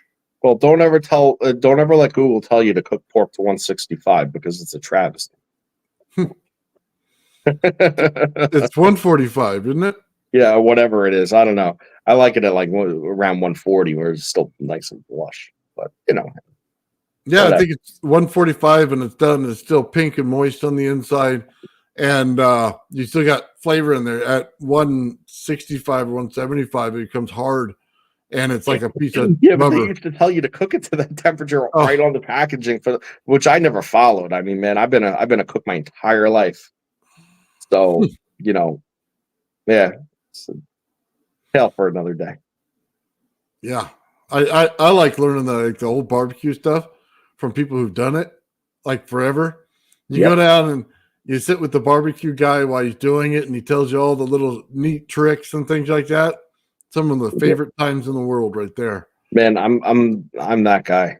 Like, I really hate talking about myself, like in this shit I do. Like, I'd rather just talk about like I think this or I think that. But man, like if I'm gonna give myself credit for anything, I was going to quit a 6-figure job to just open up my own little thing at one point, and cook, because that's what I enjoy doing the most. And there's nothing I don't make. But yeah, doing the barbecue stuff, man, that's like where my heart's always been, because it's like, it's an event, Yeah. And I do a ham every Christmas. I cure the ham myself, 7 days in advance. I'm sitting there making a pink salt brine, injecting it, sitting in the fridge for a week, or actually 2 weeks now that I'm thinking about it, depending. Sometimes it's a full size 30-pounder, whatever. Mm-hmm. It's sitting there for like almost 14 days. And then it's got to be on the smoker for like 16 hours. And then it's got to glaze out, it's an event. Yeah, it is. That. I'm making my own pastrami and, every kind of pork and chicken. It's endless. Brisket, like I mess with brisket, but then I end up 2 days with all this brisket, and it, I'm only me. So I love cherry wood for brisket, because the smoke ring looks so much nicer. It gets that nice red color that you want in there. So I know everybody has their own favorite wood for it, but I like that one. I like a mix though, like I lived in Texas for a while, man. They like to dump mesquite on briskets and shit. Like, for me, I don't know. It's a little too much of a bite, like to mesquite. But I like oak with a nice mix of cherry, pecan, apple, whatever I got. Sometimes these days, what I'll even do is I'll get an oak fire going, and rather than even use big amounts of charcoal or anything like that, I'll add a little charcoal just to kind of keep the heat, add oak to it, and then to get the oak fire. But I'll just buy like a bag of like mixed pellets, and I'll just throw handfuls of pellets in. Sometimes I'll even wet them and then let them dry just so it turns to dust, just so I could periodically throw like a little puff of like fruit wood smoke up there. But Hmm. you know, it's a What I science. what I like to do with my chicken and stuff is I'll put the grill marks on it and run everything on high just real quick. Put the grill marks on it. Take the chick. It's a 4-burner grill, so you take the 2 outside ones, leave them high. Turn off the ones on the inside. Now you're building a convection oven. So now it's going to go like this around all of the meat, right? So, Mhm. but the main part is in the center, so there's no heat directly under it, so you're not burning it. But what it does, it keeps that moisture in there, but it cooks it, in a nice fashion, and you get that beautiful taste out of it from the Mhm. barbecue, but you're not getting it overcooked like where it's rubber. So Yeah, I that's do the way. that with the steak as well. Yeah. And then you have to make sure you break down a little bit of the steak before you start to cook it so that when it comes off the grill, it just falls apart. Like not all the way fall apart because you still want a little bit of tug there, but in your mouth, it's like it's not Oh, hard to chew. oh, I know what you mean. Yeah, I remember when I started like doing sous vide cooking before like they even had circulators for like the residential, market and stuff. Like I just saw a guy that's like, ever cook a steak in a bag? And I'm like, no. you know, Yeah. and I was like just heating up a pot of water with the thermometer, like, let's get this puppy to like 133, 134 and see what she does, in a Ziploc bag. And I'm like, man, that's the best steak I've ever had in my life. You know what I mean? Coming out of a plastic bag. All you got to do is let it cool, give it a sear, and done deal. And man, I was sold on that idea. And I did that for a long time with my like red meats and stuff, just because like it's so foolproof. Then I got out of control with it. And I was doing like a 20-pound rib roast and stuff like that. But, you know, Oh, I was making ribs not too long ago. And you get in there the unsalted butter or sweet butter, and you give it a little bit of that, man. I know a lot of people just like it with a little bit of tang to it or something like that on their barbecue sauce. I kind of like the sweet stuff. So that right there is a beautiful thing to add when you go and you wrap your ribs. You add a little bit of that sweet butter to it, and it gives it just a much better taste. To me, anyway, it's a little sweeter than most people would like. But that with your barbecue sauce, a little bit of honey in there, you know what I mean? You could never go wrong. no, I dig, man. And I do it all from scratch too. So it's like, all right. But aside, I said I wasn't going down that hole. But nonetheless, there we were. Yeah, man. It's so to go back to Montauk, because that's what we were Okay, let's go. talking Let's about, do it. believe that. I'm a little torn because like I always felt like if you live out by me, you always know some like old school guys that have been out here forever, you know. And I mean, like the Hamptons they're only like 15 miles from me. So, the reach of that radar tower and stuff far exceeds where I am and beyond. Okay. And they said growing up with CRT TVs and antennas and stuff like that, um, that every 7 seconds or so, their TV would like the screen and the sound would tick from any time that radar was on. Oh, really?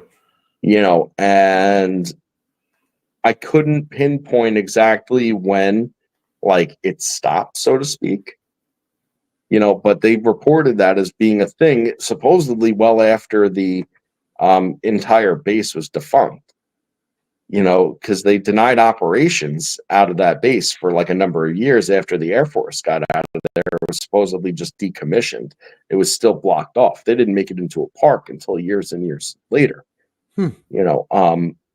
And that's supposedly when the experiments were going on there. But what threw me for a loop is that I think that the radar itself, by and large, was more of just like a front for what was going on. I don't think the radar itself really had all too much, if anything, to really do with what they were doing. I think that radar just needed the types of power generation needs, that whatever they were doing down under required. Hmm. That's Okay. what I personally think. Um, You know, it's a really crazy thing, man, because like they really, if they did what was reported, I mean, they've really, you know, abused people, which is not shocking because I mean, if you look at declassified stuff from MK Ultra and whatnot, you knew they were doping people with LSD, you know, without them knowing. Imagine starting to trip out when you're just totally fine, and you know, like you're going about your day, and all of a sudden you're tripping out, like Dude, that the can't be government okay. did a lot of brutal stuff, man, to people, and they didn't admit it for a long time. Yeah. And if that's what they're telling you, I'd hate to know what the worst of it is. Oh yeah. Because I don't think anybody's finding that out anytime soon. You know, it's crazy stuff. Do I think that, you know, they were playing with time and stuff down there? I do. Do I think that it was like Al Bielek reported and Duncan Cameron and the guy that I always forget his name?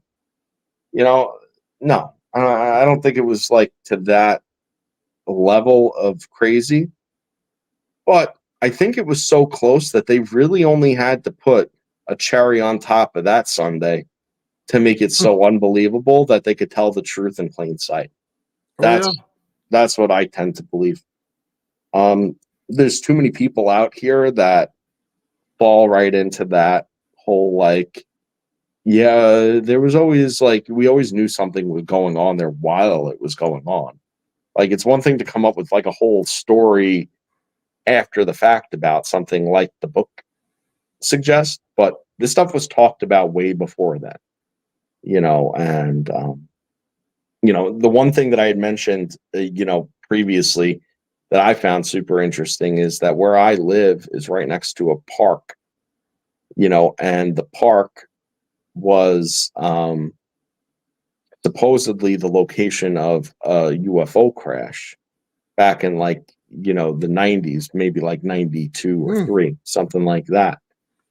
And you know, apparently there's all sorts of people that said the fire department, the local fire department was here, you know, that there was like clearly an electrical fire going on or something like that because it wasn't like flames, it was like blue glow stuff going on, like just like right off of a major roadway and stuff. So they called it in and they go in, and next thing you know, people from the lab came and turned everybody away and said, get out of here, get lost. All the houses were evacuated.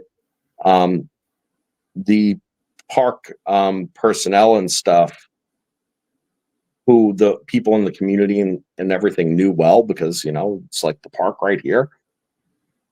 They were all talking to everybody. Yeah, no, they told us we all had to get out and this, that. And then people tried to like talk to them about the incident after it reopened, like maybe a week or two later. Like, hey, well, what happened there? Like, what's going on? And literally the person was like, what are you talking about? You know, and had to be like that. I guess, you know, like nobody ever talked about it. Like, no, what are you talking? Nothing happened. There was no fire. Nobody was here. You know, someone got to him or something. Something happened. But it wasn't like you know, some kind of like conspiracy thing. Like the people in this neighborhood will tell you, no, something happened. It was all over the news. Yeah. Yet they blatantly deny it. They say nothing happened at all. Well, you know, out of some of these secret labs, man, there's always something that comes out you didn't realize was the thing until it is. You know what I mean? Gene splicing or something like that. And then you start to understand, well, maybe they did something to figure that out. You know, that would be common sense, wouldn't it? So some of these things rolling up on shore that you didn't expect, well, maybe there's a reason for it. You know, now looking back on it, now that we have all the right facts of how things work, you go, oh, okay. And then it always gets me. There's always a story when they have this about homeless people being taken and stuff done to them. And it's like, well, they don't do that now. I can tell you that. I live in California. There's a lot of them out there, but they do all act like they're on some kind of a drug. That's for sure. I've seen a lot of that go on. So that's kind of different. Yeah. Well, I mean, you got to remember, like, we was talking about Brookhaven before. We were talking about Tesla, Wardenclyffe, how these connections, at least I made them. By the way, I've been researching this subject matter for what year is it? 24? Since like 2006, 7. Wow. Okay. I've never come across a resource that has ever had this presentation. Okay. Of the players, the movement, the connections. I've heard all unimaginable things said. Okay. But this presentation from the beginning of this video has never been in one resource that I've ever seen. Okay. I've heard little bits of it here or there, never full connection, never in one place. But one thing I'll throw out there, okay, mind you how a particle accelerator works, okay, by utilizing large magnetic fields through coils, okay, and accelerating a particle around and around, okay, and then when they're ready to do the collision, what they do is they bring the field inwards into a confined space that progressively narrows the bandwidth spectrum that could possibly pass through that, eliminating out other particles, just leaving the one frequency of particle remaining by the time it's ready to collide. And it does so in a reverse fashion. Okay. Aside from what I touched on earlier about a forced Casimir effect through that very process in itself, which is just a whole other realm of stuff to be talked about another day. Brookhaven National Laboratory tested its first nuclear reactor in 1947, but had its first collider. Its first collider was in 1952. Wow. Okay, so this is what the timeline realistically looks like. And if you could, the particle accelerators, I don't know what the first one was, but guess what? It wasn't much before then, if at all. I know they were messing. They basically created a particle accelerator. When they discovered fission, that's how they discovered fission. It was just super small scale. I think that this might have been one of the first large scale colliders like this. And the reason is because the technology of the coils that they were using wasn't even available at that time until when? After 1943, when Tesla died. They needed to get the lab set up. They needed to get the program set up. They had to get the theoretics of the systems in order for them to take 9 years then it was operational by then. So probably took like 7 years for them to both get the property, get set up, get the technology in order, and actually build this thing, which is not an unreasonable or unthinkable timeline. And the technology just didn't drop out of the clouds. Yeah. So, or maybe it did. Maybe it dropped out of the cloud. When that happened, 42, was that Roswell, or 43? Yeah. It was in there. Yeah. You know what? I'd love 46, to see 45, UFO, man. Love to see that. 47 was Roswell. 47. Right when we came out with radar and stuff, they started crashing. That's crazy, huh? When we started testing radar, put frequencies in the skies they weren't used to, resonated them right out of the sky. Now they admitted to, we can pinpoint this airplane up there. We could just resonate it and it'll come down. Oh, that's pretty interesting. Really? You knew that, huh? Was that from the 40s when you learned that? Because that's when it did. Well, we knew it was by the 80s because Bearden was talking about it like it was old news by 84 or 5. Yeah. So that's always interesting. It always comes out in the end what they did, but they knew how to do it, and they knew how to take them down. So, and they probably knew that average bullets wouldn't do it, and that it's just a completely different system. So, yeah. It's kind of crazy. All right, Joe, it's been about 2 hours. Yes, sir. We learned a lot.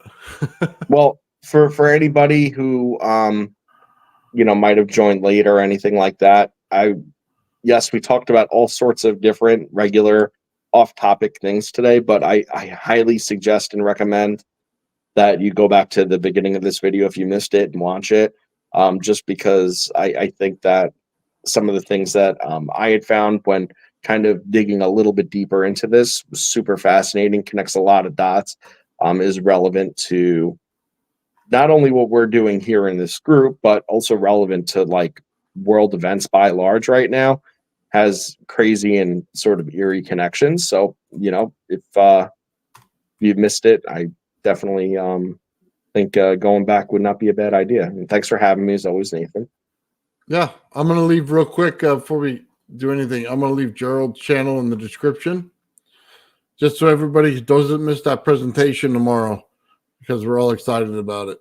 So, sorry. Yeah. Go ahead. Super excited for that presentation. Definitely don't miss that. I'm going pumpkin picking with my family tomorrow, and I'm genuinely hoping, because I don't make my own schedule all the time, that I'm able to catch it live. And if not, then, catch it on the back end. But, nonetheless, thank you, everybody, as always.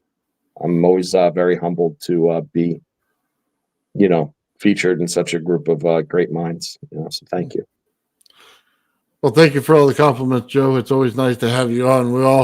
We all take a trip somewhere. You know what I mean? Different projects, different things. We all learn a whole bunch. And I really appreciate you having you on. Anyway, guys, thank you in the chat. Thank you for everything. Have yourself a great day. All right. Peace and love.